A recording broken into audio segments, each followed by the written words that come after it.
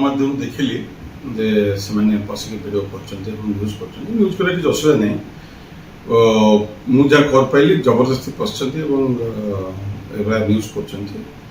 जानवा दरकार जे मोर यहाँ बर्तमान पजेसन अच्छी 15 तारीख पर्यंत 4 तारीख पर नोटिस जाए 15 तारीख मोर पजेसन अच्छी से जानवा दरकार जे सरकारी क्वार्टर जो भाई नि जाए सेमती फेरा जाए से अनुसार तैयारी करके सका फेर से जो विभ्रांतिकर न्यूज विशेषकर गोटे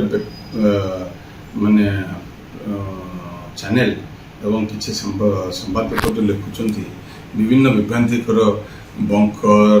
विभिन्न देखुच मीडिया मतलब दुख लगुच मीडिया मान को सद्बुद्धि दि जाऊ जे मुशार सांगठनिक सफल थी विभिन्न नेता मैंने आसुले ओडिशार कर्मी मैंने आसुले बसवा जगह को रखापी गोटे एक्सटेंशन टेम्पररी एक्सटेंशन कराई